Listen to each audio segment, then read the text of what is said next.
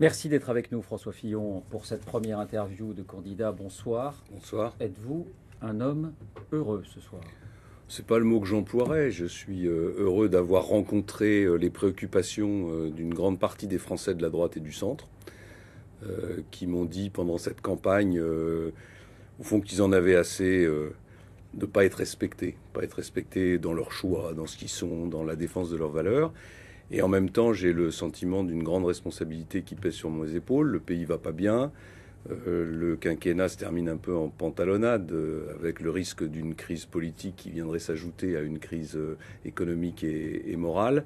Et évidemment, ça représente une responsabilité très lourde. Mais quoi qu'il advienne, quand on a connu les épreuves, les déconvenues parfois, et même de temps en temps la condescendance, est-ce que la victoire n'a pas une saveur particulière? Est-ce qu'il n'y a pas un sentiment d'accomplissement déjà à ce stade? Moi, j'ai jamais douté, donc je ne suis pas surpris aujourd'hui. J'ai toujours pensé, non pas que je gagnerais cette primaire, mais en tout cas que je serais au second tour, parce que le projet que j'avais bâti avec les Français, je savais qu'il répondait à leurs demandes. Et je pense que ce qui a peut-être manqué aux autres candidats, c'est ce travail de longue haleine fait auprès du pays. Et donc voilà, j'ai pas de surprise. J'ai tracé ma route. Je savais à peu près où j'allais arriver. Vous ne marchez pas sur l'eau. Non, et la seule surprise que j'ai, c'est que le score est plus élevé que ce que j'avais imaginé, ce qui me donne évidemment à la fois plus de responsabilité, mais aussi plus de force. Pendant des mois, vous avez été protégé d'une certaine manière parce que vous n'étiez pas favori. Maintenant que vous êtes en pleine lumière, vous êtes exposé et pris pour cible aussi. Je voudrais vous montrer cette une de journal, celle de Libération il y a quelques jours, qui vous représente en Margaret Thatcher au masculin. Est-ce que vous assumez toujours la comparaison avec la Dame de Fer? J'assume la comparaison avec toutes les personnalités politiques dans le monde qui ont réussi à redresser leur pays. Voilà. Donc je ne me compare pas du tout à Madame Thatcher pour des tas de raisons. Vous n'êtes pas son héritier. Mais on aurait pu me reproduire en Schröder, en Renzi, voilà. Ce que je veux faire, c'est redresser le pays. Et ce qu'il faut reconnaître à Madame Thatcher comme à Monsieur Schröder, c'est que avec leurs méthodes, avec leurs réussites et leurs échecs, ils ont quand même réussi à remettre debout des pays qui se portaient mal. Avec plus d'inégalités aussi, beaucoup plus. Oui, enfin, il faut se souvenir que l'Angleterre d'avant Margaret Thatcher était une Angleterre qui était complètement à l'arrêt. Les entreprises partaient par pans entiers. Il y avait une situation que je connais bien, d'ailleurs, parce que c'est un pays que je connais, mon épouse étant britannique, et elle a réussi par quelques réformes structurelles à remettre le pays debout.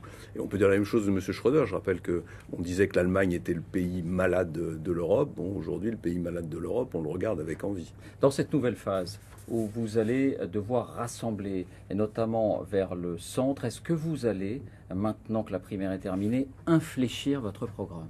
Non. Pas du tout.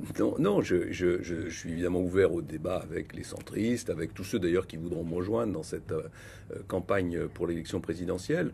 Mais moi, je ne suis pas candidat pour m'asseoir dans un fauteuil à l'Élysée et attendre que le temps passe. Je suis candidat pour redresser mon pays. J'ai la conviction que le seul projet qui permet de redresser mon pays, c'est un projet qui, grosso modo, peut se résumer de la manière suivante. Il faut qu'on travaille un petit peu plus parce qu'on travaille moins que tous les autres Européens. Et il faut qu'on dépense un peu moins d'argent public puisqu'on en dépense plus que tous les autres Européens.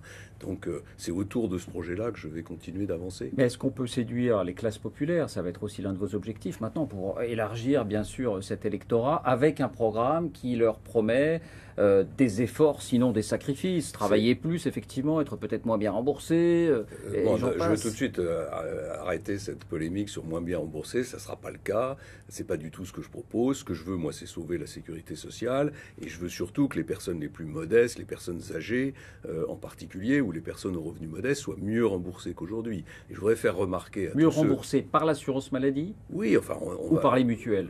Les deux, parce que déjà aujourd'hui, il y a des mutuelles qui prennent en charge un certain nombre de dépenses. Et donc, il faut simplement définir ce qu'on appelle le panier de soins. Mais je voudrais juste dire une chose. L'accusation que porte la gauche sur il veut privatiser la sécurité sociale, c'est exactement la même accusation qu'on portait contre moi quand j'ai fait la réforme des retraites en 2003. Il veut privatiser, il veut mettre par terre le régime de retraite par répartition. Aujourd'hui, non seulement il n'est pas par terre, mais je considère que j'ai largement participé à le sauver. C'est grâce à moi qu'il y a des gens qui ont commencé à travailler à 14, 15, 16 ans, qui partent à la retraite plus tôt. Et d'ailleurs, la gauche à entériner cette réforme. Voilà, donc il faut faire attention à ce qu'on dit. cette Sur violence. La question de l'assurance maladie, parce que vous sentez que c'est un point qui est très très discuté. Est-ce que vous pouvez nous préciser les soins qui seront effectivement transférés vers un remboursement par des mutuelles et ceux qui resteront dans le giron de l'assurance maladie? Aujourd'hui, je vais travailler avec les professions de santé, avec les responsables de l'assurance maladie, avec tous ceux qui ont un rôle à jouer dans ce domaine pour travailler à un projet qui doit être un projet permettant l'équilibre de la sécurité sociale, bien sûr, mais un projet qui améliore la couverture des soins, en particulier pour les personnes les plus modestes. C'est payant. Voilà. C'est payant, directement payant. On va voir.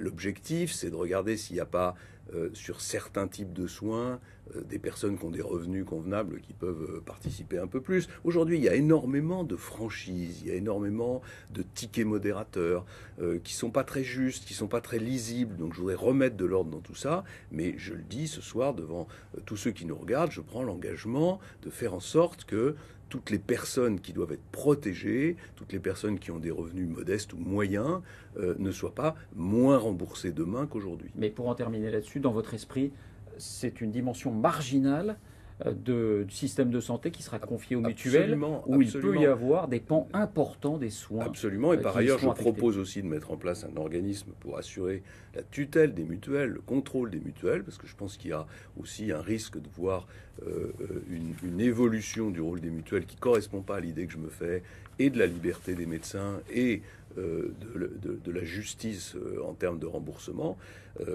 C'est dans mon projet d'ailleurs un sujet qui n'est pas du tout prioritaire, c'est-à-dire que c'est pas dans les premiers mois ce que je veux faire, c'est remettre le pays debout pour qu'il recommence à produire, à investir et surtout à créer des emplois. Et on aura ce débat de manière très démocratique avec l'ensemble des parties prenantes, parce que la sécurité sociale, j'y suis extrêmement attaché.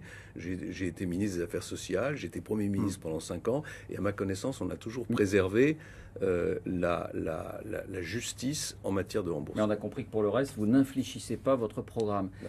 Vous êtes maintenant le patron de la droite et vous allez mettre la machine en ordre de bataille. Est-ce que vous pouvez nous confirmer que Laurent Wauquiez ne restera pas, Laurent Wauquiez, sarkozyste entre guillemets, ne restera pas le patron des Républicains, qui sera remplacé par Bernard Accoyer, qui est un de vos proches? Non, je ne peux absolument pas vous confirmer ça. C'est une information qui est fausse. D'ailleurs, je remarque qu'on parle de la nomination de Bernard Accoyer au poste de secrétaire général. Le secrétaire général des Républicains, c'est pas Laurent Wauquiez, c'est Éric Woerth. Je suis en train de consulter. J'ai rencontré Éric Woerth, Laurent Wauquiez et beaucoup d'autres aujourd'hui. J'annoncerai mes décisions au bureau politique demain, mais ça n'est absolument pas la décision qui est annoncée là. Mais dans votre esprit, des sarkozystes, des jupéistes doivent participer à la machine de campagne, ou bien ce sera d'abord vos proches? Mais non, absolument pas. Je veux que l'ensemble des forces qui ont participé à cette campagne soient représentées dans la direction du mouvement. Au premier plan. Au premier plan. Donc il y aura des ajustements, parce que c'est normal qu'il y ait quelques ajustements. Il faut aussi que les hommes et les femmes qui m'ont soutenu participent de façon plus active à la vie du mouvement.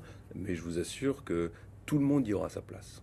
François Bayrou agite la possibilité d'une candidature qui pourrait vous coûter des points. Est-ce que les discussions sont engagées avec lui pour éviter cette candidature? Pas encore, mais j'ai de bonnes relations avec François Bayrou depuis très longtemps. Je crois qu'il y a un respect mutuel entre nous.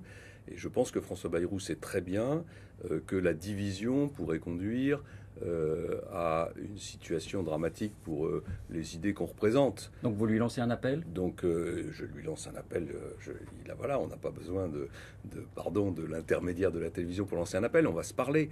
Mais ce qui compte pour lui comme pour moi, je le pense en tout cas, c'est de redresser le pays. C'est pas de laisser le Front National prendre le pouvoir ou de rendre le pouvoir à une gauche qui est en situation d'échec. Donc il faudra s'entendre. Vous lui lancez un appel, mais sans infléchir votre programme. Est-ce que c'est pas une façon quand même de fermer le... On n'est pas dans la 4e République. On est dans une 5e République où le président de la République va devant le peuple avec son projet.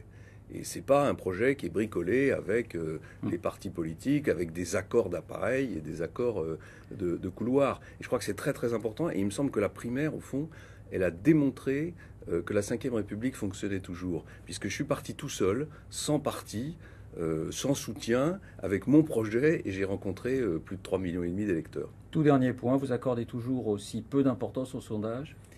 Je suis extrêmement méfiant sur les sondages. Je pense qu'il faut faire très attention.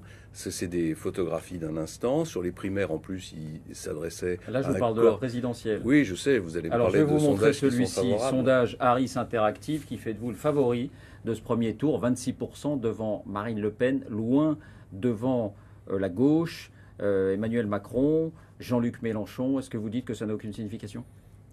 Je dis que c'est un sondage, voilà, c'est juste une photographie de l'opinion aujourd'hui, au lendemain de la victoire qui a été la mienne à la primaire. Maintenant, il y a un long travail de conviction, de dialogue avec les Français, parce que je ne vais pas m'arrêter de parler avec les Français. Hein, quand j'entends dire que mon programme serait un programme brutal qui serait rejeté par une grande majorité de Français, pardon, mais ça fait 3 ans que j'arpente le terrain, que je défends ce programme devant des hommes et des femmes qui sont dans des ateliers, qui sont des salariés, qui sont des médecins, qui sont des fonctionnaires. Je ne dis pas qu'ils sont tous d'accord avec mes propositions, mais je ne rencontre pas du tout l'hostilité qui s'est exprimée entre les deux tours, notamment du côté de la gauche. Merci François Fillon d'avoir répondu à nos questions ce soir.